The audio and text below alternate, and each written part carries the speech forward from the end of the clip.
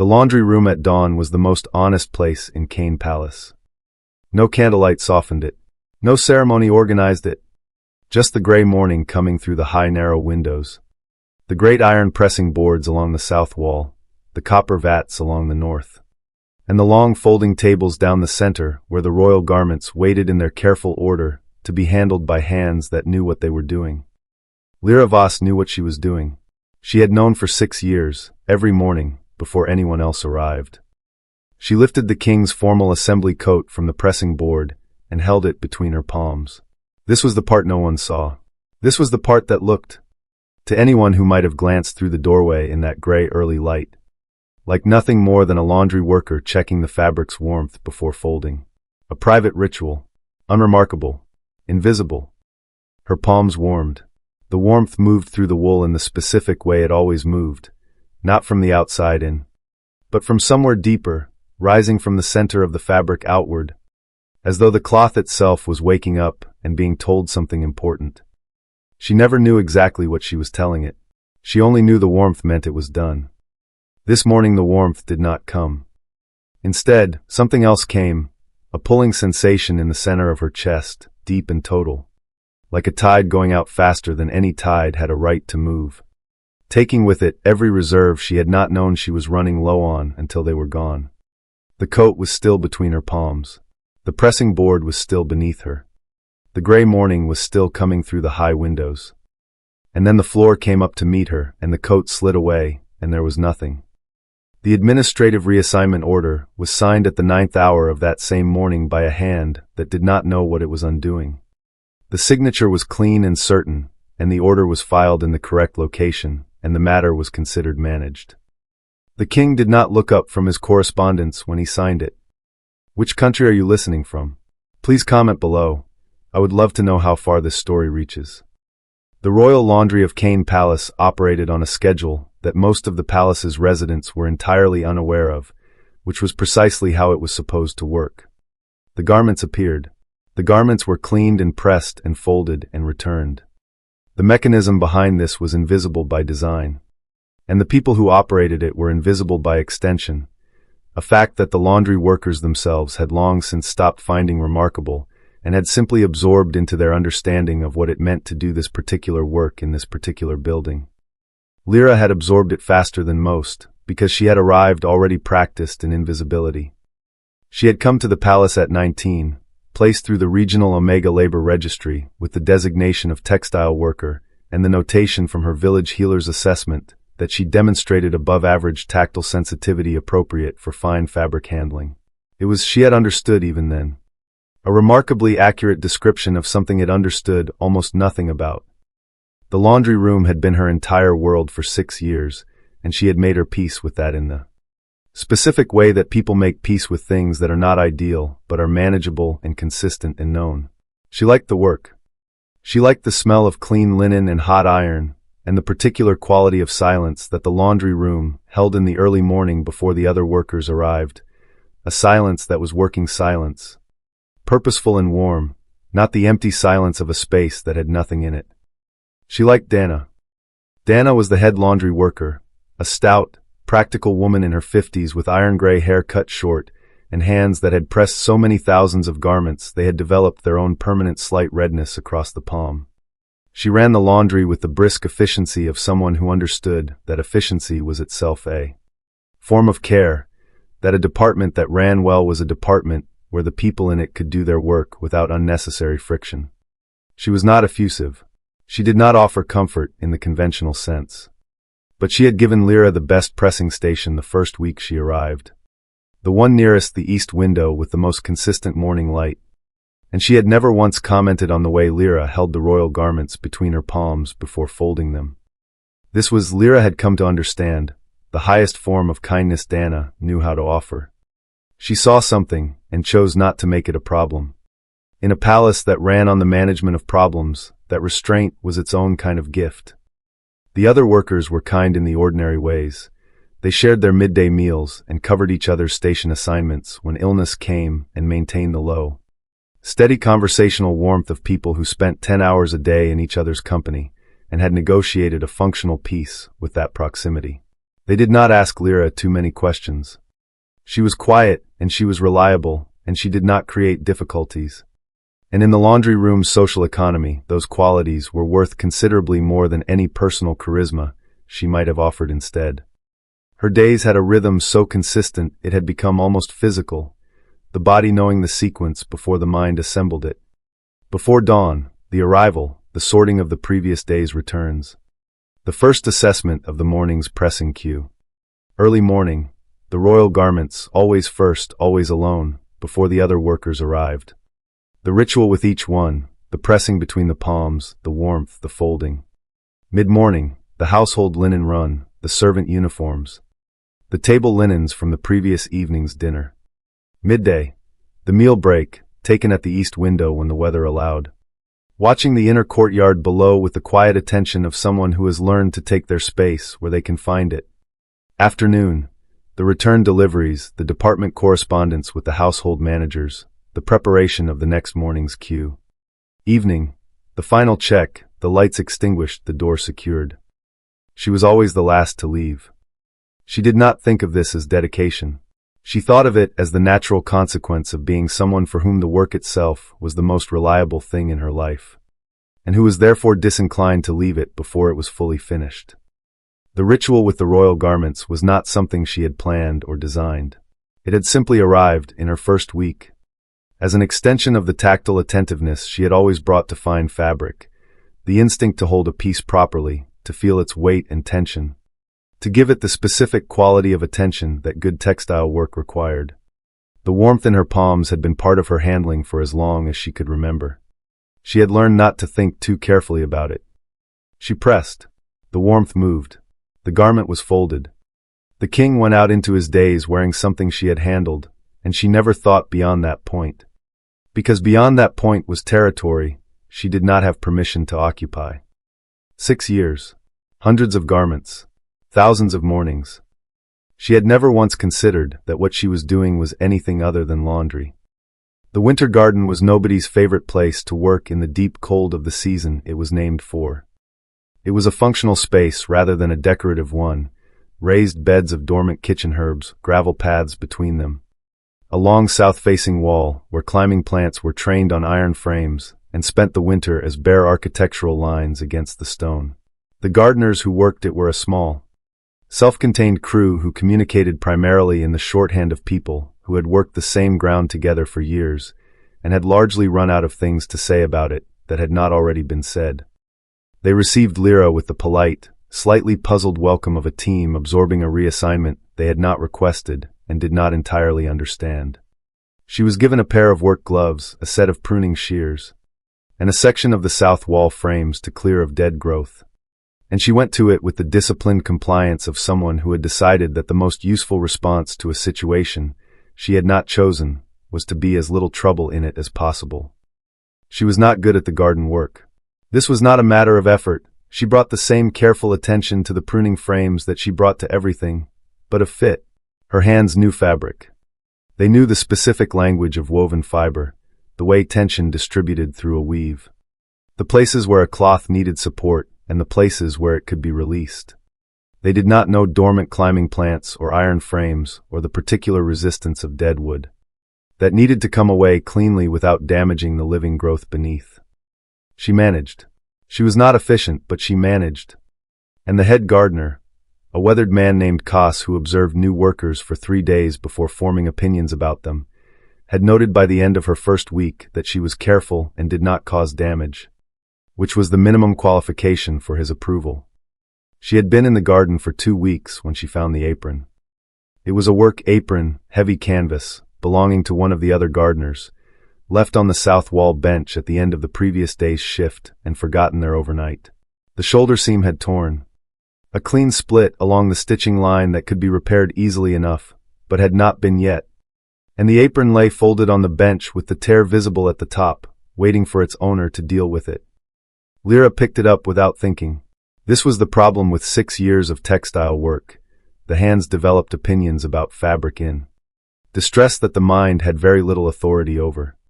She felt the tear's edges, assessed the seam's remaining integrity, determined that the repair was straightforward and that the surrounding fabric was sound. And then, before she had consciously decided to do it, her palms were pressing flat against the apron's chest panel, and the warmth was rising.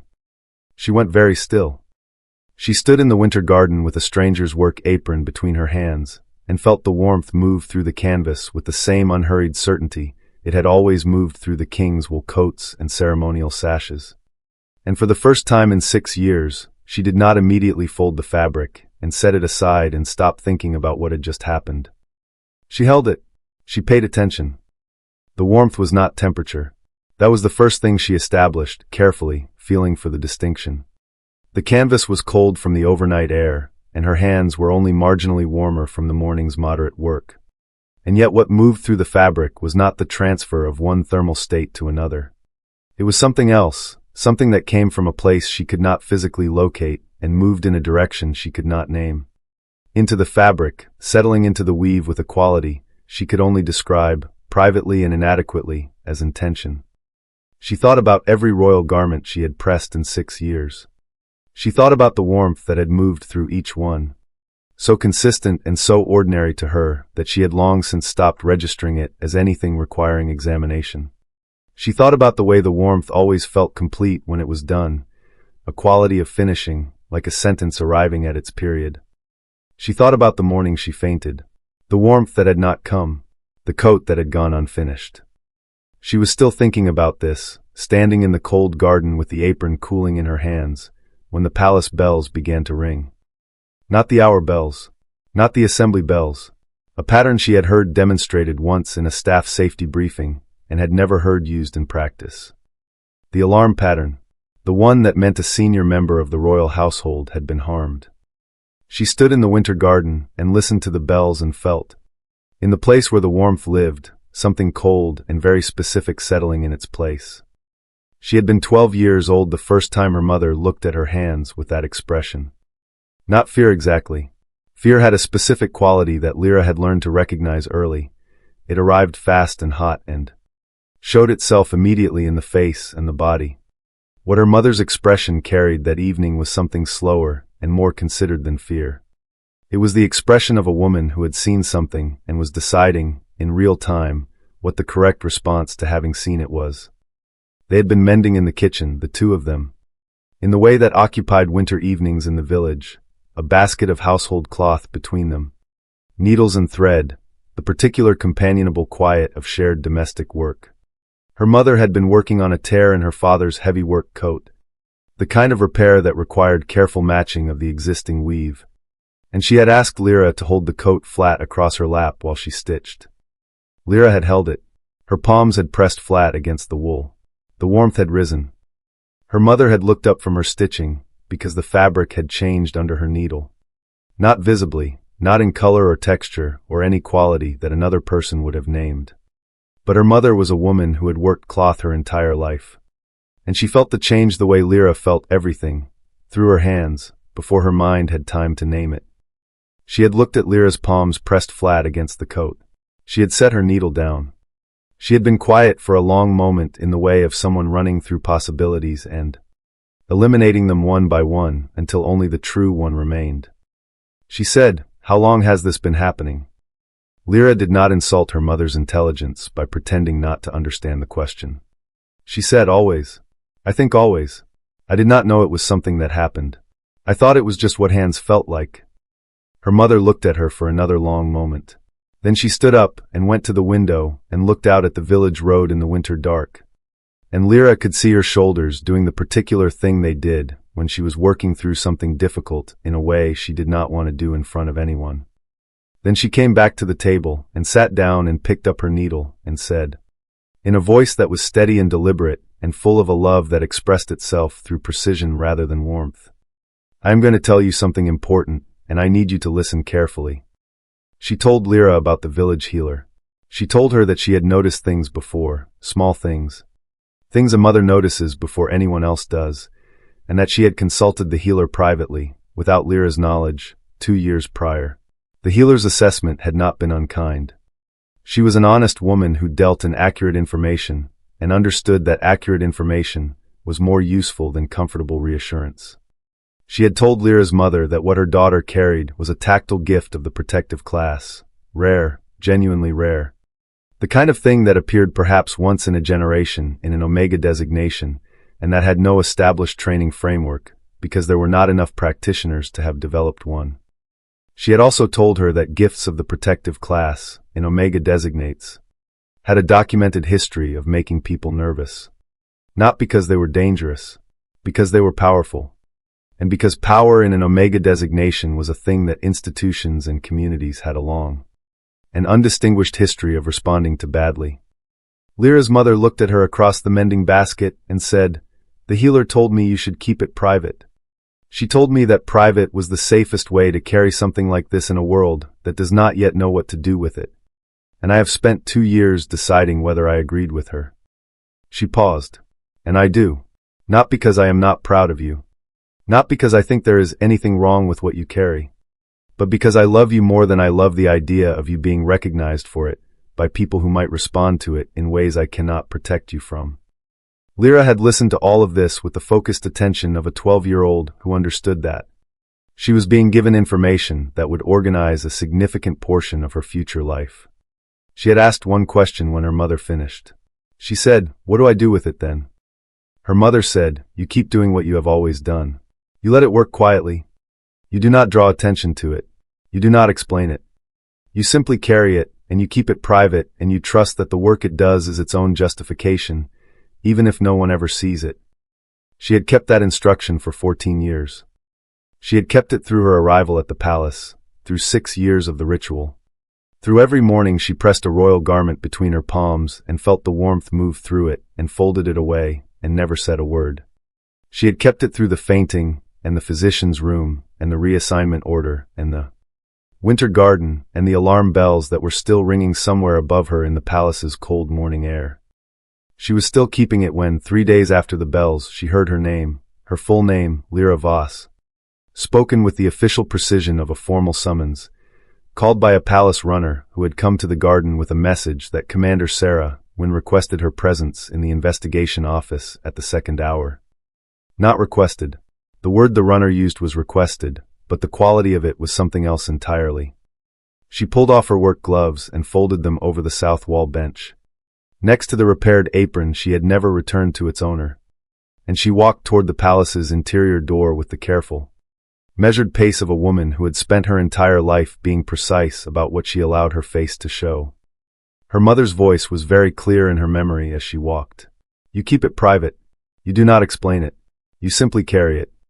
She had carried it for 14 years. She had a feeling she was about to be asked to set it down. Commander Sarah Wynn's office was not what Lyra had expected, which was itself information about what she had expected.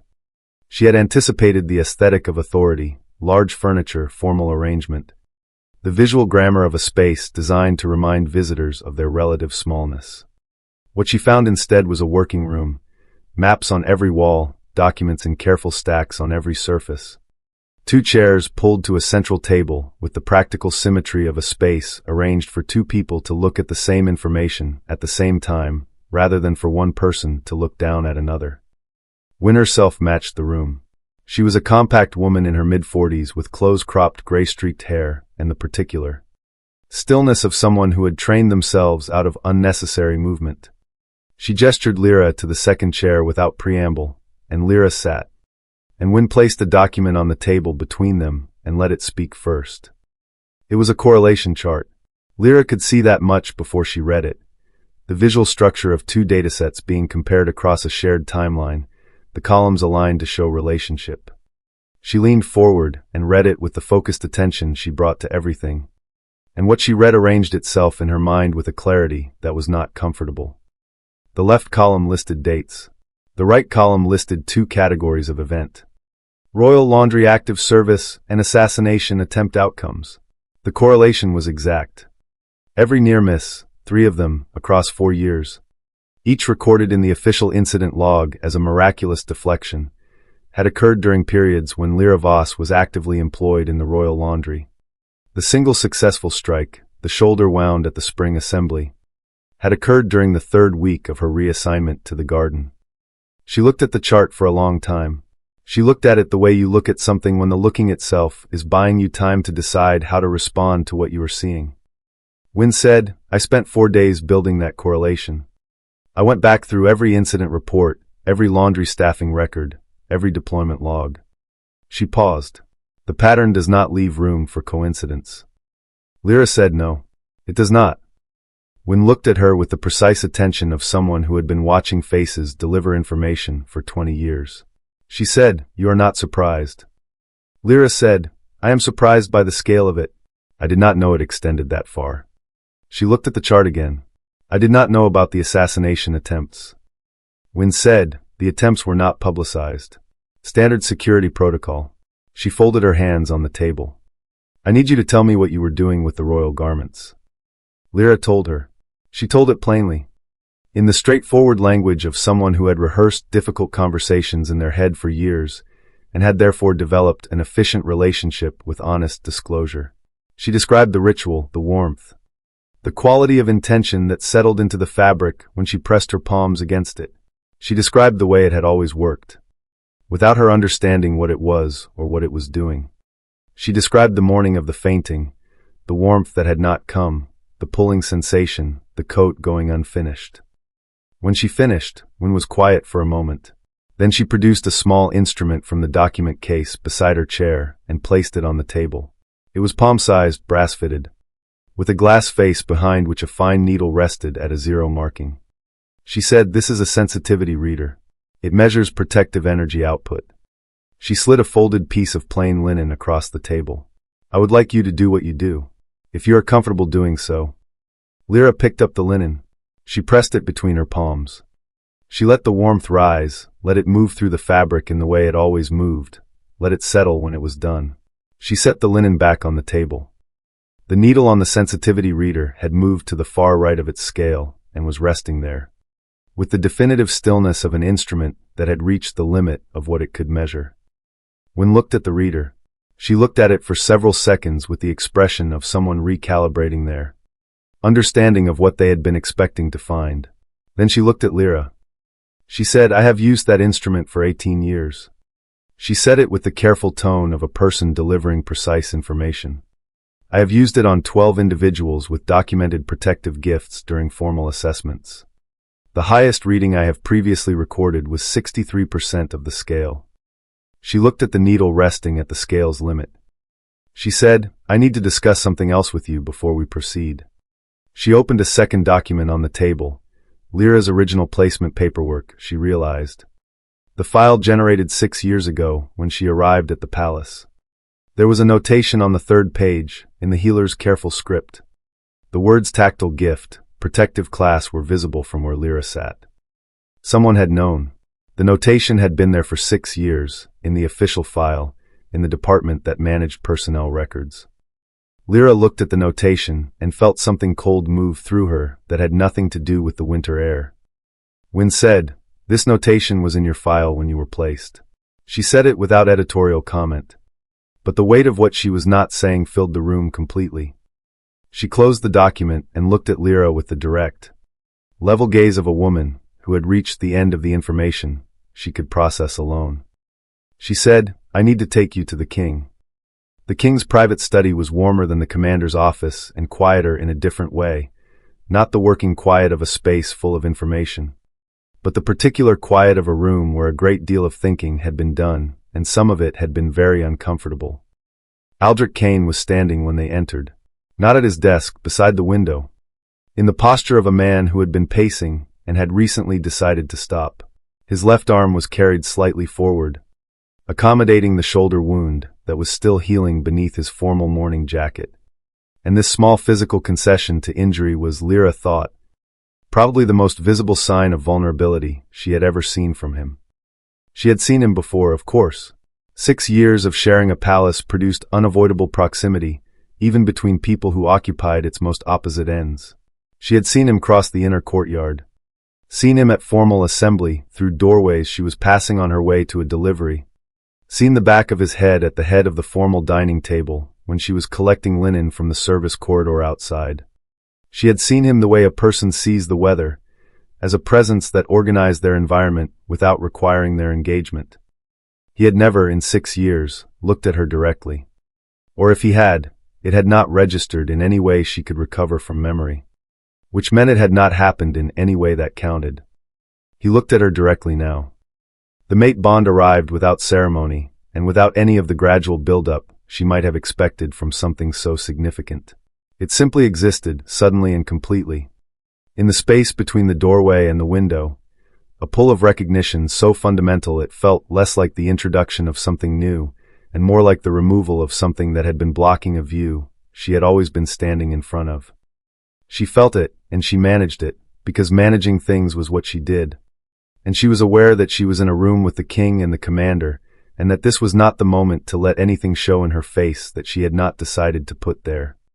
Aldrich managed it differently. She could see it in the quality of his stillness, the deliberate, controlled neutrality of a man holding something at arm's length that did not want to be held at arm's length. He was accustomed to managing himself. He managed himself now with the efficiency of long practice. And if his eyes stayed on her face for 2 seconds longer than the introduction strictly required, he made no acknowledgement of it. Wynne presented her findings to him the way she had presented them to Lira, the correlation chart, the sensitivity reader result, the placement notation. He listened with his full attention and said nothing until she finished. Then he looked at Lira and said, "How long?" Not a question exactly. A request for confirmation of something he had already extracted from Wynne's data and was verifying. She said, 6 years. Since my first week in the laundry. He absorbed this with the stillness of a man receiving information that was reorganizing something significant in his understanding of his own life. She watched it happen, the slight tightening at the jaw, the breath held fractionally longer, the eyes that stayed level and gave away very little, but not quite nothing. He said, "Every garment. Every day." She said, "Every royal garment. Every day I was on shift." He looked at the correlation chart in his hand. He looked at the 3 near-miss incidents marked on it with the bureaucratic neutrality of official. Incident language that did absolutely nothing to convey what they had actually been. 3 times. 3 times his life had been preserved by something woven into his clothing by hands he had never once looked for on the other side of the garments he put on each morning. He set the chart down on his desk with the careful deliberateness of a man managing the weight of what he was holding. He said, "The spring assembly. The shoulder wound." She said, "The coat from that morning was the one that went unfinished. I collapsed before I completed it." She paused. "I did not know about the attempts. I did not know what the SEALs were doing. I only knew that the ritual felt necessary, and that when I was prevented from completing it I became concerned." He looked at her. His expression had the specific quality of a man confronting the distance between what he had known and what had been true, and finding that distance significantly larger than he had estimated. He said, "The reassignment order. You were unconscious when it was signed." She said, "I was told when I woke in the physician's room." "Yes." The word yes landed in the room and sat there. She had delivered it without inflection, without accusation, with the plain factual precision of someone describing an event that had happened. It did not need additional weight. It had its own. The silence extended for a long moment.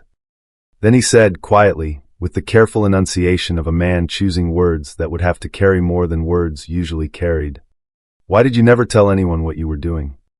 She looked at him. She looked at him with the level, clear gaze of someone who had been asked the one question that deserved the truest answer. She said, "Would you have believed me?" The reinstatement order was signed before the end of the day. Aldrich drafted it himself, rather than routing it through the administrative office, which was procedurally unusual, and which his personal secretary noted in the day's log with the careful neutrality of a professional who understood that unusual procedures from the king were to be documented accurately and commented upon never. The order restored Lira Voss to the Royal Laundry Department with immediate effect, elevated her position from general textile worker to senior royal garment handler, and specified that her working conditions, schedule, and department access were henceforth subject to direct royal authority rather than standard domestic administrative oversight. It was, Lira thought when Wynne showed it to her that evening, a very thorough document. It addressed every practical dimension of her reinstatement with the precise, comprehensive language of someone who had decided that if a thing was worth correcting, it was worth correcting completely. What it could not correct was the 3 weeks. The replacement worker, a young man named Pole who had been transferred from the household linen department and who had done his job with perfectly adequate competence and absolutely no understanding of what he was handling, had been reassigned back to his original post with a formal commendation for his service that Lira suspected Aldrich had also drafted himself, because it had the quality of a man trying to be fair to everyone in a situation where fairness was complicated by the fact that the situation itself had not been fair to begin with. She returned to the laundry room on a Wednesday morning to find it exactly as she had left it, because Dana had maintained it exactly as she had left it, which was entirely in character for a woman who expressed her loyalties through the maintenance of correct standards rather than through anything as impractical as sentiment. Dana looked at her when she came through the door and said, "The east pressing station needs recalibrating. The temperature gauge has been reading 2 degrees high since last Tuesday." Then she went back to what she was doing, and Lira went to the east pressing station and recalibrated the temperature gauge. And the laundry room resumed its working quiet, as though the 3 weeks had been a brief interruption in a longer sentence that was now continuing from where it had been left. Welcome back to our channel. Today Mott V brought you a brand new and incredibly captivating story, sure to please you if we watch the whole video. This story is entirely fictional. The video was created using artificial intelligence AI and is designed to provide positive entertainment and educational value to viewers aged Muiba and up. Now let us continue exploring today's story. She was grateful for this in a way she could not easily have explained to anyone who had not spent 6 years understanding that Dana's particular form of steadiness was its own language of welcome. The formal complications of the reinstatement were managed by Wynne, who approached institutional complexity with the same methodical precision she brought to investigations. The laundry department's staffing records were updated. The domestic administrative office was notified of the change in oversight authority. The palace physician was asked to conduct a formal assessment of Lira's current health status, which he did with the slightly bewildered thoroughness of a man who had been given an assignment whose full context had not been shared with him. His report noted that she was underweight for her frame, that her baseline energy indicators were below the normal range for her age and designation, and that she showed markers consistent with chronic fatigue of a type he could not definitively categorize, but that presented similarly to documented cases of extended resource depletion in individuals with high output sensitivity gifts. He recommended dietary supplementation, regulated rest, and monitoring. Wynne filed the report and continued her investigation. The informant thread had been present in the data from the beginning, visible once she knew what to look for, a communication pattern in the palace's external correspondence logs that showed irregular contact between an internal administrative account and an outside address that traced, through 3 layers of routing, to a contact associated with the assassination network's known communication infrastructure. The internal account belonged to the Personnel Records Department. It had been accessed on the date of Lira's reassignment by a senior administrator named Lord Keswick. Wynne did not move on Keswick immediately. She built the case with the careful patience of someone who understood that a case built quickly was a case that collapsed under pressure, and pressure was exactly what a case involving a senior palace administrator would face. She documented the communication pattern, cross-referenced the timing against the reassignment order, identified 3 additional contacts that connected Keswick to the network's financial infrastructure, and brought the complete file to Aldrich at the end of the week. Aldrich read it in the same working quiet he brought to everything. Then he said he knew about her gift from the beginning. Wynne said the placement notation was in the file he processed when she arrived 6 years ago. He has had that information for 6 years and has been managing it as an asset. The word asset landed with the specific weight of a word used to describe a person. Aldrich looked at the file for a long moment. He said 6 years of knowing what she was and what she was doing, and selling the intelligence about her removal within hours of the reassignment order being filed. Wynne said within 2 hours. The contact was made before she regained consciousness in the physician's room. The silence in the study was the kind that had temperature, cold and dense and full of a reckoning, that was still assembling itself into its final shape. Then Wynne said, "There is one more thing." She placed a final document on the desk. Keswick's communication pattern suggests the network was already planning the next operation before the spring assembly wound. The Grand Council Assembly. 3 weeks from now. She paused. They know, she said, that the laundry Omega is back. She heard him before she saw him. Not because he was loud. He was not loud. He moved with the contained quietness of a large man who had learned early that his physical presence in a room had weight regardless of the noise it made, and who had therefore developed the habit of entering spaces carefully. She heard him because the laundry room at the 9th hour of the evening had its own complete acoustic signature, the settling of the iron pressing boards as they cooled, the low movement of the water in the copper vats. The particular quality of silence that a room held when it was occupied by one person who was not trying to fill it, and the addition of a second presence changed that signature in a way she registered before she turned around. She turned around, and he was standing in the doorway. Not in formal dress. This was the first thing she noted: the plain dark jacket, the absence of insignia. The working clothes of a man who had decided, for whatever reason, that he did not want to be the king in this particular room at this particular hour. He looked different without the formal regalia. More present somehow. Less categorizable. He said, "I am not here officially." She said, "I understand." She gestured toward the chair beside the south wall, the one she sometimes used herself during the brief authorized rest intervals the physician had now formally prescribed. He crossed to it and sat down, and the sight of the king of Cayne Palace sitting in a laundry room chair at the 9th hour of the evening was so entirely outside the architecture of any experience she had previously had that she needed a moment to simply let it be true before she could continue working. She continued working. It was easier to talk while her hands were occupied, and she had a sense that it was easier for him too, that the work gave them both something to orient toward that was not each other, which made the space between them less exposed. He watched her for a while without speaking. She was finishing the day's final cue: household linen, tablecloths from the evening's dinner service. The soft internal layers of 2 formal jackets that did not belong to the king and therefore received her professional attention without the additional ritual. She moved through the work with the fluency of 6 years of repetition, and he watched the way a person watches something they are seeing for the first time despite having been in proximity to it for years. He said, "Tell me what it feels like when you seal a garment." She considered the question with the seriousness it deserved, because it was the first time anyone had asked it, and she wanted to answer it accurately.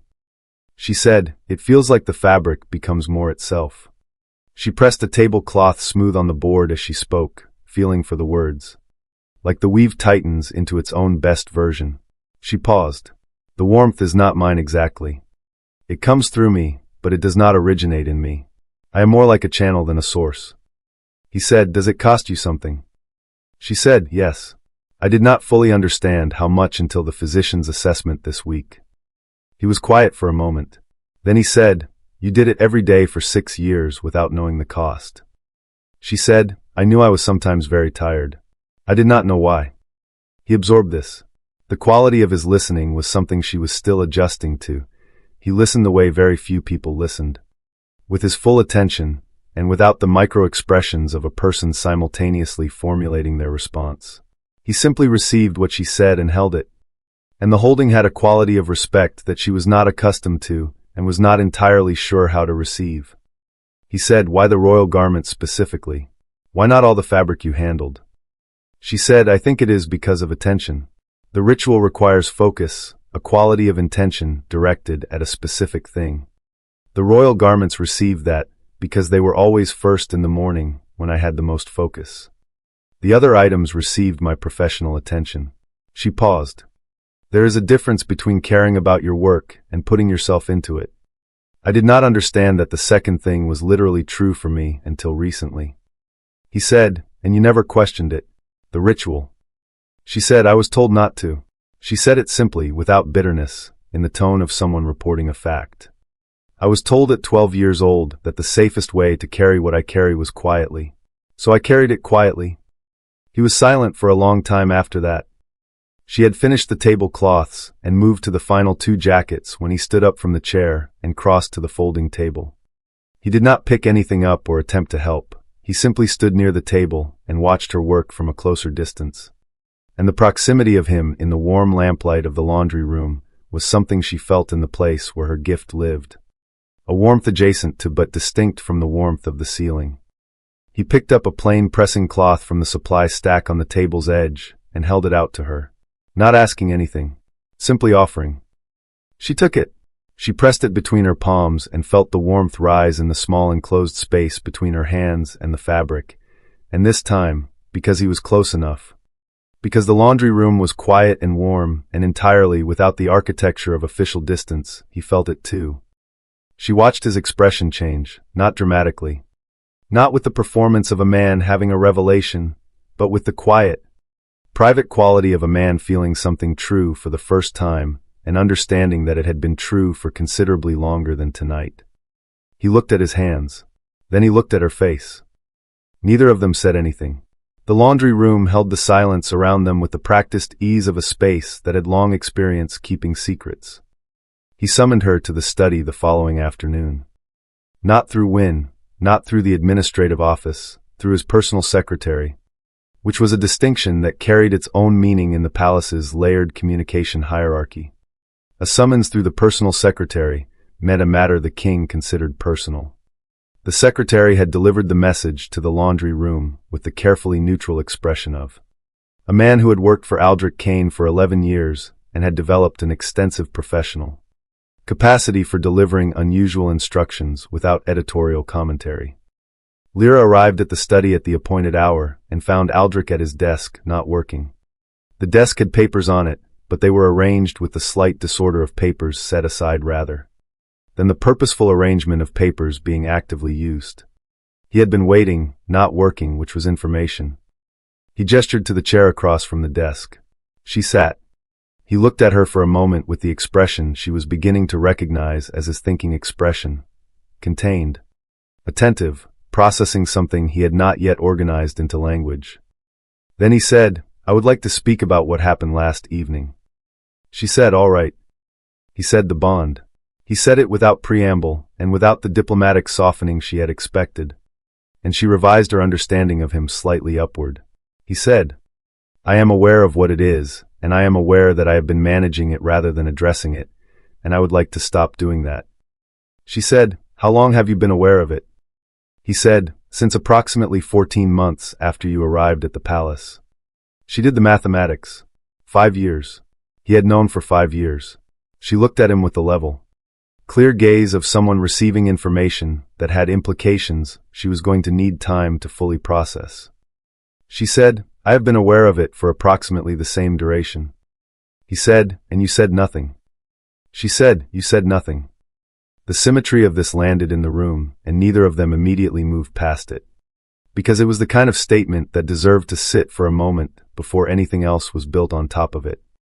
Then she said, "I want to be honest with you about something, and I need you to let me finish before you respond." He said, "Go ahead." She said, "I have known about the bond for 5 years. I managed it the way I managed everything, by making it smaller and quieter until it was not in anyone's way." She paused. "I managed it partly because I understood that I was not in a position to act on it. I was an unclaimed omega in the laundry department. You were the king. The idea of the bond being acknowledged was not something I allowed myself to examine too closely. Because the examination itself was a form of hope, and hope in my situation was something I had learned to ration very carefully." She kept her voice level and her hands still in her lap. Because she was saying things she had not planned to say to anyone, and the discipline of stillness was what she had instead of the rehearsal she had not had. She said, "When I fainted, I woke up in the physician's room, and I was told I had been reassigned. I want to tell you what that felt like. Not so that you will feel worse about it than you already do, but because you asked me to be honest, and this is the honest thing." He said, "Tell me." She said, "It felt like confirmation, like the thing I had always suspected had finally been made official. That I was present on sufferance, that my presence was conditional on my invisibility, and that the first moment I became visible, even involuntarily, even through collapse, the appropriate response was removal." The room was very quiet. He did not offer reassurance. He did not reframe or mitigate or reach for the diplomatic language that would have made the moment easier to stand in. He received what she had said with the full weight of it intact, and she watched him receive it. And this was itself something, the willingness to be in the discomfort of what he had done without immediately trying to resolve the discomfort. He said, after a long moment, "You are right. He said it the way he had said it before, without qualification. He said, "I signed that order without asking a single question about the person it concerned. I signed it with the efficiency of a man who trusted his systems to be adequate substitutes for his attention. They were not adequate. I was not attentive. And the cost of that was paid by you, not by me." She looked at him. She looked at him for a long moment in the specific way you look at a person when you are deciding whether what they have said is what they actually mean or what they have determined it would be strategic to say. She determined it was what he actually meant. She said, "The bond does not resolve what happened. I need you to understand that. I am not telling you these things so that the telling of them can serve as a transaction, so that honesty can be exchanged for a clean slate." He said, "I understand." She said, quietly, with the precision of someone arriving at the center of what she needed to say, "I have been spending myself on you for 6 years without knowing it. I would like to know, before I continue, whether that matters to you." He looked at her.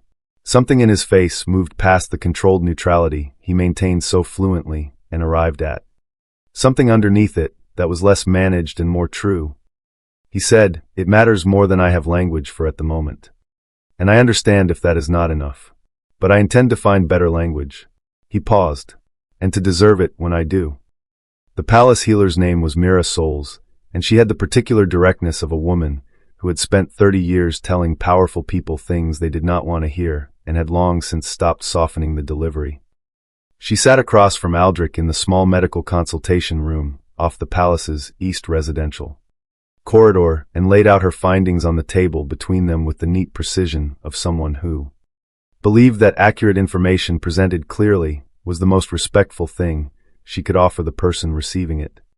She said, 6 years of unsupported high-output seal weaving has produced a cumulative depletion pattern in her energy reserves that I would characterize as significant. She is currently operating at approximately 60% of what her baseline capacity should be for someone of her age and gift strength. She paused. The gift strength itself is the complicating factor. What she has been producing daily would be considered an extraordinary output for a trained SEAL. Weaver operating under full institutional support. She has been producing it alone, without support, without recovery protocols, and without any dietary or rest accommodation specific to her gift's demands. Aldrich said, "What does recovery require?" Lira Voss said, "Structured rest intervals during working hours. Increased caloric intake with specific supplementation I will detail in writing. A daily output limit. I am recommending no more than 4 full seals per day until her baseline recovers." She paused. Full baseline recovery will take between 3 and 6 months with consistent support. Aldrich said, "And without support?" She said, "Without support she was on a trajectory toward a collapse significantly more serious than the one that occurred 3 weeks ago." She said it without emphasis, because the fact itself carried sufficient emphasis. He implemented every recommendation before the end of the following day. The kitchen received a formal dietary specification for Lira Voss with the notation that it was to be treated as a medical directive. The laundry department received an amended schedule that built in 2 30-minute rest intervals per shift. A formal output monitoring protocol was established, which Lira Voss would oversee directly. He did all of this by formal order, and he did not mention it to Lira directly. Partly because he was uncertain how she would receive it, and partly because he had decided that doing a thing was more honest than announcing an intention to do a thing, and that she had spent enough of her life in proximity to people who made announcements that did not translate into action. She found out from Dana on a Thursday morning. Dana delivered the information with the satisfied expression of someone who had been waiting for institutional competence to assert itself, and was pleased to report that it had finally done so. She said, "There is a new schedule posted and a dietary arrangement with the kitchen, and apparently the healer is going to come bi-weekly." She looked at Lira for a moment with the particular look she reserved for things she thought were important and was choosing to understate. Then she went back to her work. Lira stood at her pressing station for a moment, absorbing this.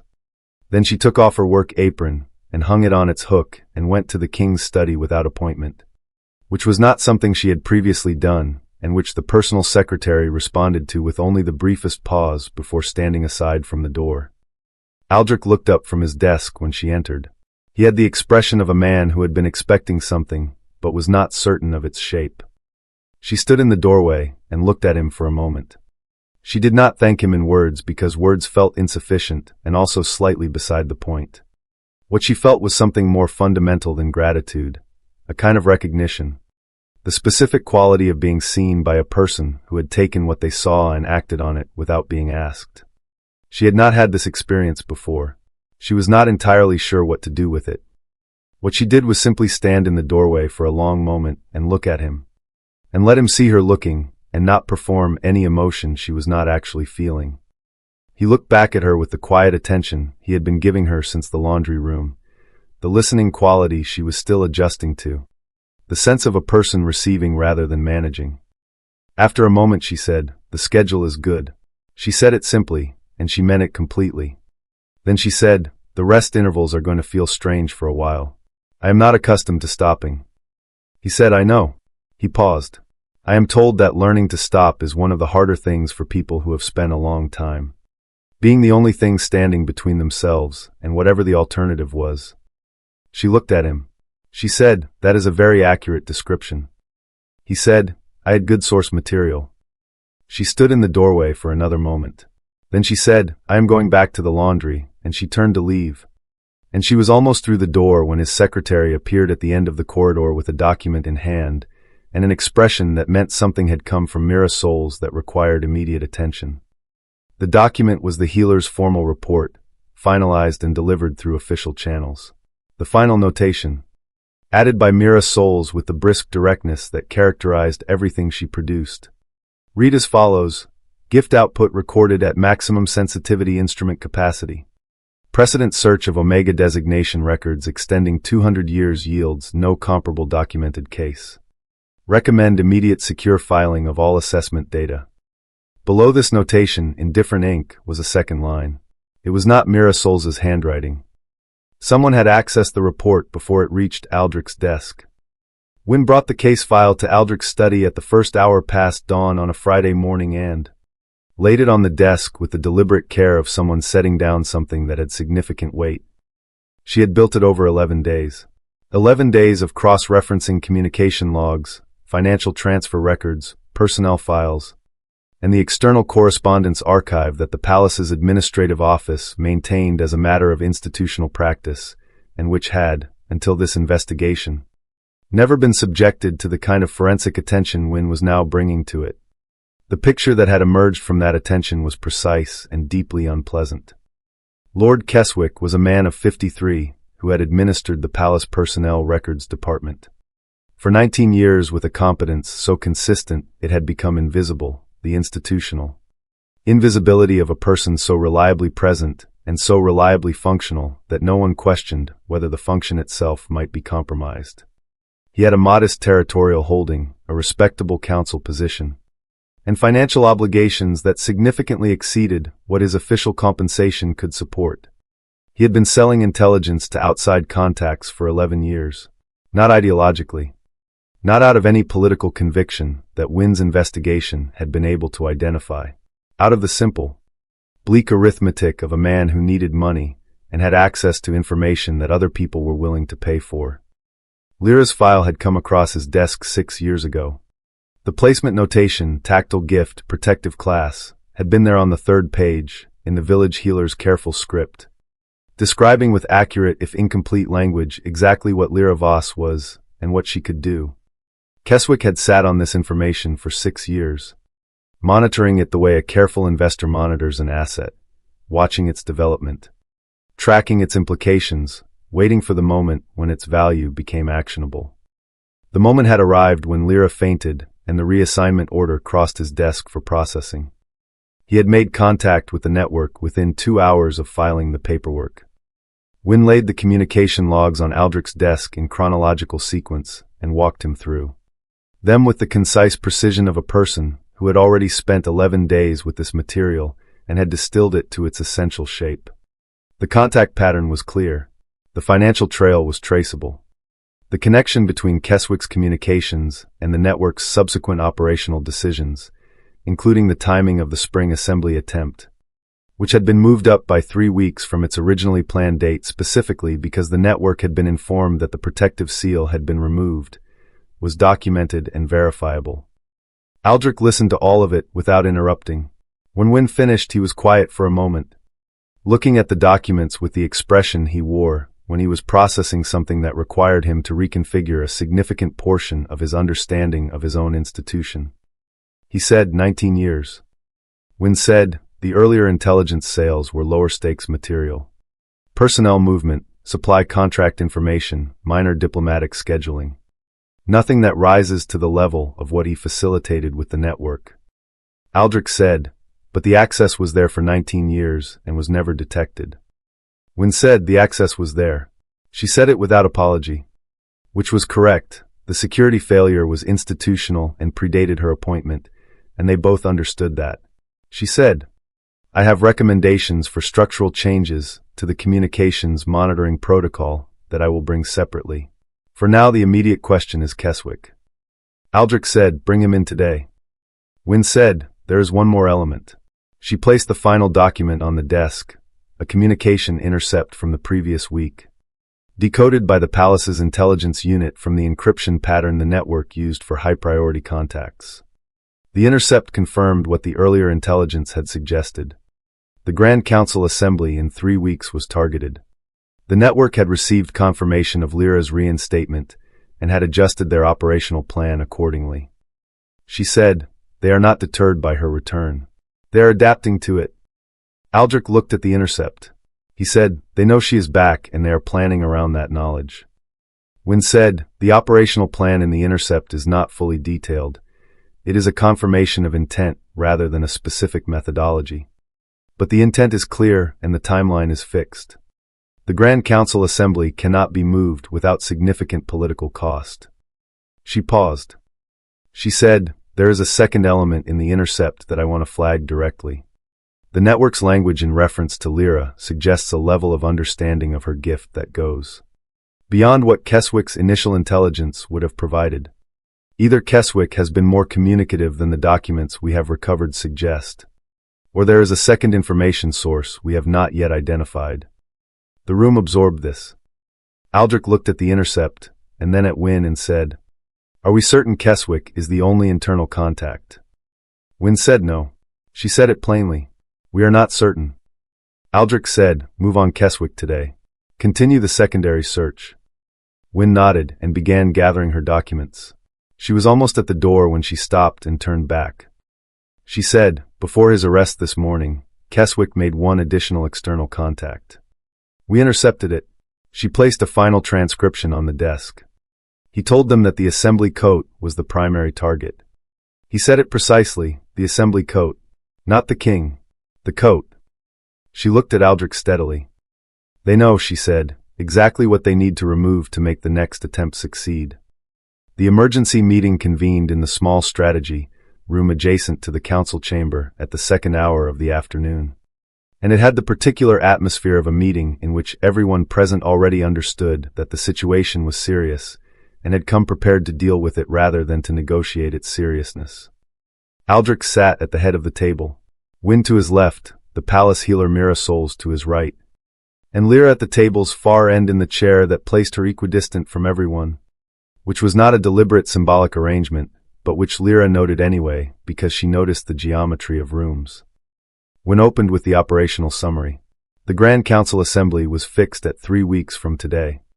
Cancellation or postponement carried political costs that Aldrich had assessed and rejected. The Assembly represented a formal treaty renewal with 4 allied territories, and its cancellation would be read by those territories as internal instability of the kind that invited renegotiation of terms currently favorable to the Crown. The Assembly would proceed on schedule. Wynne said, the network's primary target is the Assembly coat. Their intelligence suggests they understand enough about the protective seal to know that removing or compromising the sealed garment is more efficient than attempting to defeat the seal directly. Lira said, can they defeat the seal directly? Wynne said, our assessment is no. The spring assembly attempt was a standard projectile weapon. The seal deflected it completely. The fourth attempt's partial success was due entirely to the absence of the seal, not to any capability to penetrate it. Lira said, then their strategy is to target the garment itself. Theft, substitution, or damage before the assembly. Wynne said, that is our working assumption. Mira Souls said, which brings us to the question of scope. She looked at Lira with the direct, factual gaze that characterized everything she did. The standard protection you provide is 1 seal per garment for 1 person. The Grand Council Assembly requires the full royal party in formal dress for 6 continuous hours. She placed a document on the table, the full assembly attendance list with garment specifications. 12 individuals, multiple garment pieces each. She paused. I have done a preliminary calculation of the output required. She slid the calculation page toward Lira. Lira looked at it. She looked at it with the focused attention she brought to everything. And she did the mathematics in her own mind in parallel with reading the figures on the page, checking them the way she checked everything, independently, precisely, arriving at her own conclusion before accepting another person's. The numbers were correct. The output required was significant. It was more than she had ever produced in a concentrated period, and she was currently operating at 60% of her healthy baseline, and she had 3 weeks. The table was very quiet while she looked at the page. Mira Souls said, I need to be direct with you about the risk. Pushing your current reserves to produce this volume of output, even over 3 weeks with full support, will take you to the edge of what I can safely monitor. She paused. I am not saying it is impossible. I am saying that it requires you to understand exactly what you are committing to. Lira set the calculation page down. She looked at the assembly attendance list, 12 names, 12 sets of formal garments. 6 hours of the most public event in the palace's annual calendar. With a network that had demonstrated both patience and adaptability, and was currently planning its 5th attempt. She thought about the spring assembly, the alarm bells she had heard in the winter garden, the shoulder wound that had found its mark through a coat she had not finished. She looked at Aldrich. He was watching her with the expression she had come to recognize as his listening expression. And he did not say anything, and she understood that he was not going to. He was not going to ask. He was not going to make the decision easier by framing it as something other than what it was, which was her decision to make. She said, tell me exactly what needs to be protected. Not the general scope, the specific list. Every garment, every person, priority order. Wynne walked her through it. The royal party in order of tactical priority, the garments in order of surface area and exposure. The timeline that gave her the most working days with the most recovery time between sessions. Lira listened and tracked it against her own internal sense of her capacity. The way she had always tracked the invisible mathematics of what her gift could and could not sustain. When Wynne finished, Lira said, I can do it. Mira Souls began to object. Lira looked at her and said, I can do it. And then she looked at Aldrich. She said, I have been doing this alone for 6 years. This time I will not be alone. She said it simply, as a statement of the difference that made the calculation possible. And she held his gaze for a moment, and he held hers. He said, you will not be alone. The meeting closed, and the arrangements were set in motion. And Lira returned to the laundry room at the 4th hour with the full scope of what she had committed to settled quietly in her mind like a garment she had already decided to wear. She began that evening with Aldrich's formal coat. She sat down with the heavy wool between her hands and reached for the warmth and felt it rise. And the seal formed cleanly, and she set the coat aside and picked up the next garment. By the 3rd piece her hands were trembling. She looked at them for a moment. She steadied them by pressing them flat against the pressing board. She reached for the warmth again. She kept going. The laundry room became something different that week. Not in its physical arrangement. The pressing boards were where they had always been. The copper vats along the north wall, the long folding tables down the center. But the atmosphere of the room shifted in a way that Dana acknowledged by making no comment about it whatsoever, which was her most articulate form of acknowledgement. The room became a working space in the deepest sense, a space where something serious was being done seriously, with full attention and full support, and where everyone who entered it understood this without being told. Mira Souls came each morning at the 7th hour to take readings and review the previous days. Output against the recovery indicators she was tracking. She had developed a monitoring protocol specific to Lira's gift signature, A set of measurements that combined the sensitivity reader output with physical indicators and a brief verbal assessment that Lira delivered with the precise, factual honesty the healer had come to rely on. The protocol gave them a daily picture of where Lira's reserves stood and what the day's safe output limit was, and they adhered to it with the disciplined consistency of people who understood that the limit existed for a reason. The daily limit meant the work had to be methodical. For SEALs in the morning session, mandatory rest interval, assessment. Then the afternoon session if the indicators supported it. The garments were sequenced by priority. Aldrich's pieces first each day, then the secondary royal party in order. Then the lower priority protective layers that would provide additional redundancy. Lira moved through the sequence with the focused economy of someone who had always done her best work when the parameters were clear. She was tired in a way that the rest intervals helped but did not entirely resolve. This was expected. Mira Souls had prepared her for it, had described precisely the quality of the fatigue she would experience, and the difference between the fatigue that meant she was working at a sustainable pace and the fatigue that meant she needed to stop. Lira catalogued the sensations carefully and reported them accurately and stopped when she was told to stop, which was itself a skill she was still developing. Aldrich came every evening. He did not announce this as a policy or a decision.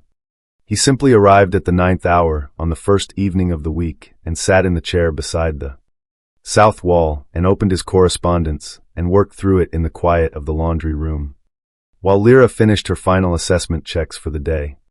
On the second evening, he brought 2 cups of the supplemented evening drink that Mira Souls had prescribed and set one beside Lira's station without comment. On the third evening, he arrived to find Lira in the mandatory rest interval, sitting at the east window with her hands in her lap and her eyes on the courtyard below. And he sat in the chair and did not try to fill the quiet, and they shared the silence for 30 minutes with a naturalness that surprised neither of them. By the 4th evening it was simply what the 9th hour was, him in the chair, her at the stations. The working quiet of 2 people who had discovered that they could be in the same room without managing the space between them.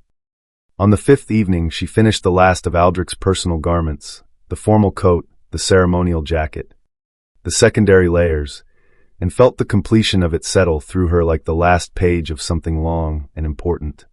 She set the final piece aside and felt the depletion arrive, not as collapse but as the honest weight of a body that had given a great deal and knew it. She sat down at the folding table and pressed her palms flat against the wood the way she pressed them against walls when she needed to feel something solid and unhurried. She breathed. She was tired and she was intact, and both of these things were true simultaneously, which was itself a kind of progress. She heard him stand up from the chair. She heard him cross the room. She did not look up immediately. And when she did, he was standing across the folding table from her with an expression that had moved past the controlled neutrality he maintained so fluently and arrived somewhere more direct. He said, "How are you?" She said, "Tired." She said it without qualification because qualification would have been a form of performance, and she was too tired for performance. She said, "I am intact." The difference between those 2 states matters, and I want to be clear that I know which one I am in. He said, "I know you know." He said it with the quiet confidence of a man who had been paying attention. She looked at him across the folding table in the warm lamplight. He looked back at her. The mate bond moved between them with the unhurried warmth of something that had stopped waiting for permission. He moved around the table toward her, and she did not step back, and he was close enough that the warmth of him was present before any touch was. And she thought, with the clarity of someone who has been honest about everything else, that this was the most natural position she had occupied in 6 years of living in this palace. She leaned forward slightly, and he met her, and she rested her forehead against his shoulder and closed her eyes, and he put one careful hand against her back. And neither of them spoke because there was nothing that needed saying that the contact was not already saying more accurately. She opened her eyes the next morning to find the laundry room in its usual pre-dawn quiet, herself rested in a way she had not been in weeks, and Dana standing at the east pressing board with the expression of a woman who had arrived to find her senior laundry worker asleep in the chair by the south wall, and the king's formal coat missing from the sealed garment rack. Completely missing. Not displaced. Not misfiled. Gone. The missing coat was discovered at the 5th hour of the morning. which gave them 4 hours before the Grand Council Assembly's formal procession began. Dana had checked the sealed garment rack twice before she woke Lira. Because Dana was a woman who verified before she alarmed, and who understood that the difference between a misplaced garment and a missing one was worth 2 minutes of thorough checking to establish. She had checked twice, and then she had woken Lira, and Lira had checked herself, the rack, the preparation room, the delivery wardrobe, the secondary storage, and confirmed what Dana had already confirmed. The coat was gone. Wynne was in the laundry room within 12 minutes of being notified, which said something about how she had been sleeping in the final days before the assembly. She conducted a rapid assessment of the access points, the laundry room's main door, the service corridor entrance, the delivery hatch from the outer courtyard, and found evidence of the service corridor entry being used in the pre-dawn hours. Clean work. Practiced. The kind of access that required advanced knowledge of the palace's service corridor layout and the laundry room's internal arrangement. The second information source that Wynne's investigation had not yet identified had, it appeared, identified itself by its actions. She said, "We cannot locate it in time. The assembly timeline does not allow for the search that finding it would require. And even if we found it, the coat's integrity would be compromised. We could not be certain of what had been done to it." Lira said, "I know." Wynne looked at her. She said, "The replacement coat is in the formal wardrobe. It has not been handled since it was delivered from the royal tailor 3 weeks ago." Lira said, "I know." She was already moving toward the preparation room where the formal wardrobe was housed. And Wynne stepped aside because the quality of Lira's movement was the quality of someone who had already made their decision and was implementing it, and that quality did not invite obstruction. The replacement coat was heavy formal wool, deep charcoal gray with the Cayne crest worked in silver thread at the collar. It was beautifully made. The royal tailor's work was always beautifully made, and it was entirely unprotected, which in the current situation meant it was approximately as useful as wearing nothing at all. She took it to the pressing board and laid it flat and stood before it and breathed. She knew her reserves. Mira Souls had given her a precise picture of where she stood this morning. The week of careful, supported weaving had brought her baseline up from 60% to 74%, which was progress, real progress, but which also meant she was not at full capacity and had not been at full capacity in at least 6 years and possibly longer. A full coat seal was her highest single output. She had been producing 4 per day all week and ending those days in a state of fatigue she had described to Mira Souls as significant but manageable. One more, on the morning of the assembly, on the 4th hour of sleep. With the week's accumulated work still present in her reserves like a tide that had gone out and not yet fully returned. She knew what it would cost. She had been honest with herself about this the way she was honest about everything, with the precise, unsparing clarity of someone for whom self-deception had never been a luxury she could afford. She reached for the warmth. It came slowly, more slowly than usual, rising from a deeper place, requiring more of the focused intention that served as its channel. She pressed both palms flat against the wool and held them there and went somewhere very quiet inside herself, the place where the gift lived, which was not a metaphor but something she could actually locate now. A specific quality of interior stillness that she had spent 6 years visiting without knowing that was what she was doing. She gave it everything she had. The warmth moved through the coat with the deliberate thoroughness of something working against resistance, her own depleted reserves resisting the demand. The gift pressing through regardless with the patient insistence of something that understood necessity better than comfort. She felt the seal forming in the fabric, felt each section of the weave receive it and hold it, felt the completion moving toward her from the coat's edges inward like a sentence arriving at its center. The room around her had other people in it. She was distantly aware of this, Dana at the south wall, when near the door, footsteps in the preparation room corridor. She was aware of Aldrich entering at some point during the sealing, because his presence had its own quality that her gift registered with the accuracy of a compass registering north. But she did not surface from the deep focus enough to look at him. She did not look at anything. She held the warmth and kept it moving and did not stop. When the seal completed, she felt it as a full-body exhale, the gift releasing its hold and the reserves behind it acknowledging, honestly and without negotiation, that they had given everything available and were now entirely empty. She lifted her palms from the coat. She looked at it. The wool was unchanged in appearance and transformed in everything that mattered. She picked it up and held it out, and she looked up for the first time. And Aldrich was 3 feet away with an expression that was not controlled neutrality and was not the managed attention she had catalogued over the past week.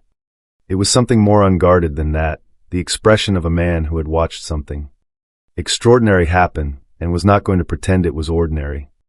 She said, "Here." She held the coat toward him. "It is done." He took it. Their hands met briefly in the transfer, and she felt the warmth from the seal register against his skin the way it had registered in the laundry room that first night. Then her legs decided they were done. She felt it happening in the half-second before it happened, the specific quality of a body that had reached the absolute end of what it could sustain and was making a unilateral decision about what came next. She did not fight it. She had learned in the past weeks the difference between stopping and falling, and this was falling clean and total. He caught her before she reached the floor. She woke in the preparation room on the low recovery cot that Lira Voss had insisted be installed there during the week of weaving, on the grounds that a recovery space within the working area was better than transporting a depleted seal weaver across the palace to the medical wing when proximity to her own environment aided recovery. Lira Voss had been right about this, as she was right about most things. The first thing Lira heard was the palace's formal assembly bells marking the procession hour. The assembly had begun. Aldrich was in the coat. The thought organized itself in her mind with the quiet priority of the most important information in a given moment. And she held it and felt the specific quality of trusting something she had sent out into the world without being able to follow it. She had felt this before, in a smaller way, every morning for 6 years. Every garment she had sealed and folded and sent to the royal wardrobe had gone out of her hands and into circumstances she could not see or monitor.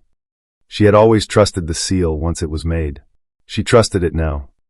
Lira Voss came in at the second hour of the assembly with readings and a firm instruction to eat something, which Lira did, and then another firm instruction to rest, which Lira did less successfully because the quality of waiting was not something she had ever been good at. She lay on the cot and listened to the distant sounds of the palace in formal session and tracked the hours with the patient attention of someone who had no option but patience and was making the best of it. The 4th hour brought a change in the sound. Not the alarm pattern, nothing so unambiguous.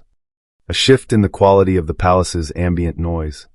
The kind of shift that a person who had spent 6 years attuned to the subtle acoustics of a large building learned to read with reasonable accuracy. Something had happened. Not catastrophic, the alarm bells were silent. But something. Lira Voss returned at the 4th hour and a half with the expression of a person carrying news they had been asked to deliver and had decided to deliver accurately rather than soothingly. She said there was an attempt at the 4th hour. A concealed projectile weapon in a diplomatic presentation case. She paused. The seal held. The projectile lost direction and force at approximately 18 inches from contact. The attacker has been apprehended by Wynn's team. Lira closed her eyes for a moment. She felt the information settle through her with the quiet completeness of something she had already, on some level, known would be true. The seal had held. She had given everything she had, and it had been enough, and it had held. She said, "Is he uninjured?" Lira Voss said, "Completely." She paused. He refused to leave the assembly after the attempt was secured. He said leaving would signal a victory for the network that he was not willing to concede. She looked at Lira with the slight softening around the eyes that was her version of warmth. He finished the full 6 hours. Lira looked at the ceiling of the preparation room and felt something that was not quite pride and not quite relief and was perhaps simply the satisfaction of a completed thing, a piece of work done correctly, held under pressure and proven.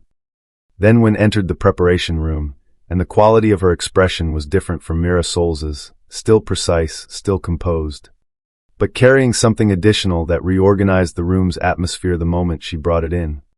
She said, "The assembly has been suspended following the incident, and the full Grand Council is still assembled in the hall." She looked at Lira directly. "I told them what the seal was and who made it. I told them your name and your department and the 6-year history of what you have been doing." She paused. "I did this without asking your permission, and I am asking it now in retrospect. And I am also telling you that I would do it again, because the record needed to be stated in that room, and it needed to be stated immediately, while the physical evidence of what the seal did was still present and visible. Lira looked at her for a long moment. She thought about her mother's voice. Keep it private. She thought about 14 years of keeping it private. She thought about the coat on the pressing board that morning, and everything she had given into it. She said, "You were right to do it." Wynne said, "The Grand Council is still assembled." One of the lords, Lord Brennan of the Northern Territory, stood immediately after my statement and asked, loudly and formally, and for the official record, why a woman whose gift had been protecting the king's life for 6 years had never received a single official acknowledgement, compensation, or protection. The preparation room was quiet.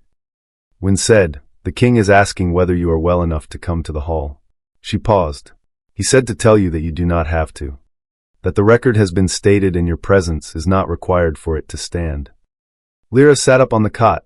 She felt the depletion still present in her body, the honest weight of what the morning had cost, the empty reserves, the fatigue that was real and significant, and which she was not going to perform away. She said, "Help me up." Mira Souls moved to one side of her and Wynne to the other, and they helped her to her feet, and she stood and found that her legs held. And she straightened her work clothes and looked at the preparation room door. She said, "Let us go." The Grand Council Assembly Hall was the largest formal space in Cayne Palace, built to hold the full council membership and their staff and the visiting territorial representatives, and still have room for the kind of deliberation that required people to feel they had space to think. It seated 240 people at full capacity, and it was when Lira entered through the side door with Wynne on her left and Mira Souls on her right, at full capacity. 240 people turned to look at her. She had spent her entire adult life being invisible in this building. She had developed invisibility into a discipline, a practice, a form of professional competence. She knew how to enter a room, so that the room did not register her entry. She knew how to move through a space, so that the people in it looked past her rather than at her. She had been very good at this for a very long time. She could not do it now.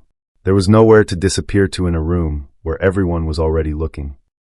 She walked to the center floor with the measured pace of someone who was tired and was not pretending otherwise. And she stood in the position when indicated, the speaker's position, the floor's center. The place where the room's acoustic design meant every word spoken would be heard at every point in the hall. She looked at the assembled council. She looked at the territorial representatives and the staff members and the palace officials and the domestic department heads who had been summoned as witnesses. She looked, in the front row of the council seating, at Lord Brennan of the Northern Territory, who had asked the question that had caused Wynne to come to the preparation room, and who was looking at her now with the focused attention of a man who intended to hear what she had to say. She said, "I want to tell you what I have done. Not what I can do, what I have specifically done in this palace over the past 6 years, and what it cost and what it produced." Her voice was steady.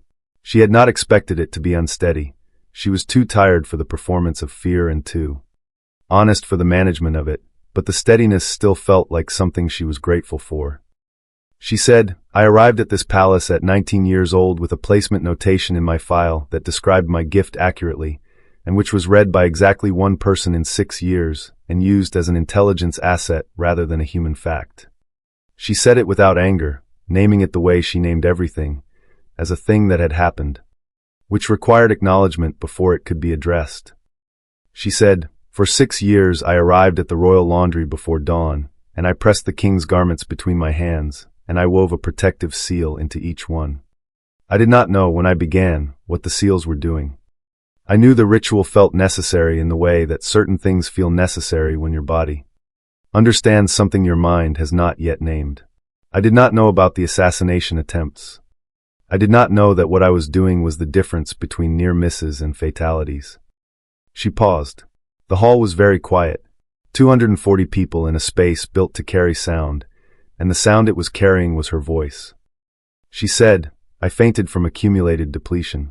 This is what happens when a person with a high output gift produces that output every day for 6 years without support, without rest protocols, without dietary accommodation, and without any institutional acknowledgement that the output is occurring. I was unconscious when the reassignment order was signed. I woke in the physician's room and was told I had been moved to garden duty. She looked at the council.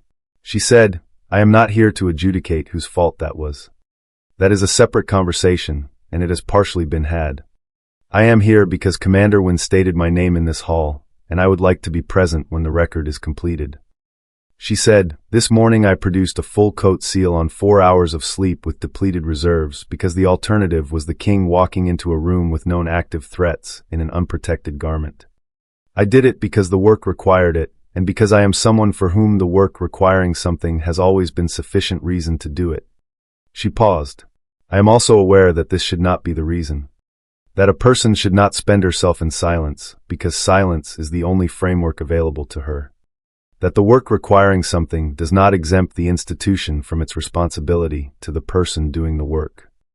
She said, "There are others like me. In this palace and in other royal properties across the kingdom. People with gifts they have been managing quietly, because there is no framework for managing them any other way. People spending themselves in the same silence I spent myself in for 6 years. And accumulating the same depletion, and arriving at the same point of collapse. And being reassigned to garden duty or equivalent. Because the institution has no language for what they are, and therefore treats their presence as an administrative inconvenience, rather than an institutional asset." She said, "I am asking this council to build the language. Not as a favor to me, as a correction of a failure that has been ongoing long enough to have institutional momentum, which means correcting it will require institutional will." She stopped. The hall held the silence around her words for a long moment. Lord Brennan stood and said, "You have my support for every word of it." He said it simply and sat back down. 2 other lords stood within seconds of each other, declaring the same. And then, in the particular quiet that followed, every eye in the hall moved to the king. Aldrich rose from the royal seat. He was still wearing the assembly coat, the charcoal gray wool, the silver cane crest at the collar. The garment she had pressed between her palms that morning with the last of what she had. He was wearing it, and he was standing in the formal position of a king addressing a full council. Session, and every person in the hall understood that what happened in the next several minutes would be entered into the official record and would not be revisable afterward. He did not look at his notes. He did not have notes. This was the second time in recent memory that he had addressed a significant gathering without prepared text. And if the council found this unprecedented, their faces were giving nothing away. He said, "I would like to speak about what this investigation has revealed. Not as the king addressing a council, but as the person most directly implicated in the failure it has uncovered." The hall received this with the focused silence of 240 people understanding that something unusual was being offered. He said, 6 years ago a woman arrived at this palace with a placement notation in her file that accurately described a gift of the protective class. That notation was processed by a person who treated it as an intelligence asset. It was not seen by me. I am not presenting this as exculpatory information.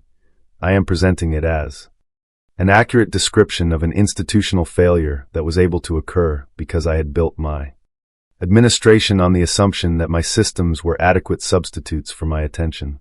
They were not. He said, "For 6 years this woman came to my laundry room before dawn and produced protective seals for every garment I wore in public. She did this without support, without acknowledgement, without compensation beyond the standard laundry worker rate, and without any person in this palace, including me, asking what she was doing or what it cost her. 3 assassination attempts failed because of her work. The 4th succeeded because I signed an administrative order that reassigned her while she was unconscious, without asking a single question about the person the order concerned." He paused. The hall was the kind of quiet that has weight to it. He said, "I have spent the past 2 weeks in closer proximity to Lira Voss than I have been to most people in my reign. And I want to tell this council what I have observed during those 2 weeks, because the official record should contain it." He said, "She is the most precise person I have encountered. Not in the narrow sense of accuracy. Though she is accurate in everything, in the broader sense of a person who brings the full weight of their attention to everything they do, without reservation and without performance. She describes her gift with the honest imperfection of someone who has had no one to help her name it. And that imprecision is itself a testament to 6 years of institutional abandonment. She manages herself with a discipline that most people in this room, myself included, have never had occasion to develop because we have always had institutional frameworks doing the management for us. He looked at Lira directly in front of the full council. He said, "I signed an exile order, a reassignment, which was its own form of exile, for a person whose name I did not know, whose gift I did not understand, and whose value to this institution and to my own continued safety I had never once considered. Because considering it would have required me to look at her, and I had not looked." He said, "I am looking now." He reached for the document his secretary placed on the table before him. He said, "I am formally voiding all administrative actions taken against Lira Voss and restoring her full standing as a recognized member of this royal household, with retroactive effect to the date of her original placement." He lifted the second document. "I am establishing, by royal decree, the Gift Recognition and Support Commission to be charged with identifying, assessing, and providing institutional support for all Palace Omega workers with documented or suspected sensitivity gifts across all royal properties. This commission will include permanent Omega representation and will report directly to the Crown." He lifted the third document. He said, "I am proposing the formal appointment of Lira Voss as Chief Protective Weaver of the Cayne royal household, with full institutional standing, compensation commensurate with the protective function she performs, and the authority to design and implement the training framework for seal weaving practitioners going forward. This appointment is subject to her acceptance." He set the documents down. Then he did something that the official record would describe, in the careful neutral language of official records, as a departure from standard formal address protocol. He stepped away from the royal table. He crossed the council floor to the speaker's position where she was standing.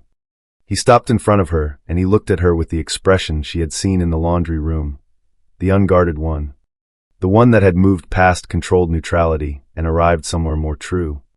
He said quietly, for the hall to hear because the hall had been built to carry quiet things, "I am asking you to stay.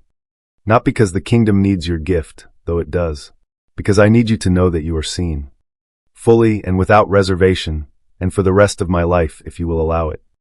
He said, "I have one question before anything else." He paused. "Will you stay?" She looked at him. The assembly hall held its breath around them. She said, "I will stay." She said it clearly, for the record, for the hall, for herself. And then she said, "I have one condition."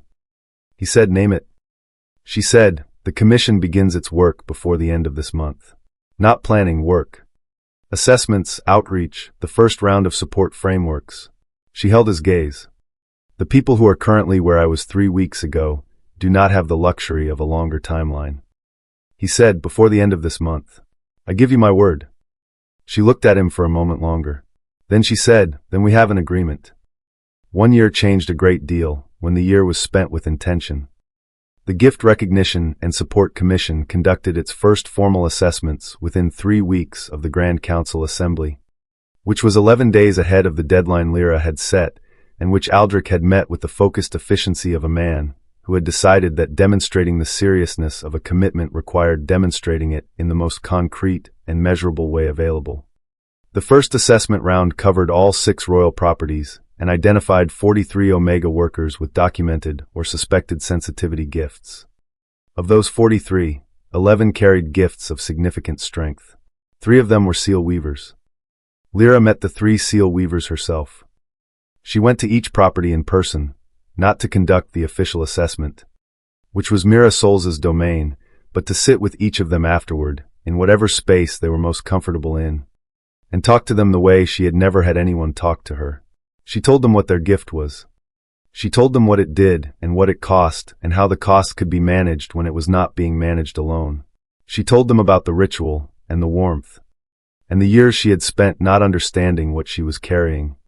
And she watched their faces do the thing that faces do when something that has been nameless is finally named, the specific relief of a person discovering that what they thought was their private strangeness is actually a documented phenomenon with a community and a framework and people who understand it. She did not tell them to keep it private. She told them to be precise about who they trusted and when, which was different. And she told them that the institution was now, imperfectly and incrementally but genuinely, working to deserve that trust. The protective weaving training program opened in the East Wing studio 6 weeks after the assembly. The studio had been converted from a storage space. Lira had chosen it because of the light, which was consistent and warm throughout the day, and because of the acoustic quality of the room, which had a settled, purposeful quiet that reminded her of the laundry room in its best early morning hours. She had designed the training framework herself over 3 weeks of careful, systematic work that drew on everything she had learned in 6 years of solitary practice and organized it into something transmissible. The 3 seal weavers came to the studio on the first day of the program with the particular combination of wariness and hope that Lira recognized as the specific emotional signature of people who had spent a long time being told their gift was an anomaly and were now being told, by institutional authority, that it was a discipline. She received them with the directness she brought to everything and the patience she had developed. Over a year of learning that some things required time she had not previously been willing to give. Dana was promoted to head of domestic staff in the 4th month. In a formal appointment that the palace's domestic administration processed with slightly more surprise than was entirely professional. She accepted the appointment by saying, "It is about time," and then going directly to her new office and reorganizing its filing system, which had apparently been bothering her for years. The Omega Gift Recognition Act passed the full council in the 8th month after 47 days of debate that Lira followed with the patient attention of someone who understood that 47 days of legitimate deliberation was how institutions processed large changes when they were being asked to process them genuinely rather than perform the processing. The Act established formal legal protections, assessment rights, and compensation standards for Omega workers with documented sensitivity gifts across all properties under the Crown's administrative authority. It was the first legislation of its kind in the kingdom's history. Lord Brennan had championed it through the council with the focused tenacity of a man who had asked one question in a formal assembly hall and had decided that asking the question obligated him to see the answer implemented. Lira was grateful to him in a specific and practical way, the gratitude of someone who understood that institutional change required people with institutional power willing to spend it on the right things. She and Aldrich were bonded at the winter solstice, in a ceremony held in the palace's central courtyard under the open sky rather than in the formal hall. Because Lira had said she wanted the sky above her and the ground under her feet, and no ceiling between herself and the open air. And Aldrich had said, without hesitation, then that is where we will do it. The bonding ceremony was attended by the full household, which meant Dana in the front row with her arms folded and her eyes suspiciously bright, and Mira Souls beside her with the satisfied expression of a physician whose patient had made a full recovery, and the 3 seal weavers from the training program in the 3rd row wearing the program's formal insignia for the first time in public, and Commander Wynne at the perimeter with the composed alertness of a woman who was technically off duty and was not treating it that way. By the winter solstice of the following year, Lira was expecting their first child, and the protective weaving training program had trained 11 practitioners, and the missing assembly coat had never been found, and a new one had been made.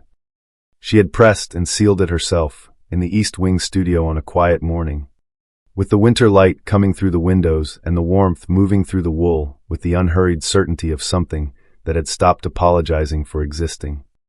She set the finished coat on the studio shelf and pressed her palms flat against the pressing board and felt the honest solidity of a surface that supported the weight she put on it, and she thought about her mother's voice, patient and loving and doing the best it knew how with the information it had. Keep it private. Carry it quietly. Trust that the work it does is its own justification. She had carried it quietly for 14 years. She had carried it loudly once, in a room with 240 people in it, and the loudness had not destroyed it. It had let the light in. She picked up the coat and folded it with the careful attention of a woman who knew exactly what her hands were doing and was not afraid of anyone knowing it. Her story has come to an end, but our journey together continues. If you found this story inspiring and meaningful, please like the video to support me. Do not forget to subscribe to the channel and turn on notifications so you do not miss the next empowering stories. And if you have any thoughts about the characters, her journey, or want to share your own story, please comment below. I really look forward to reading and chatting with you.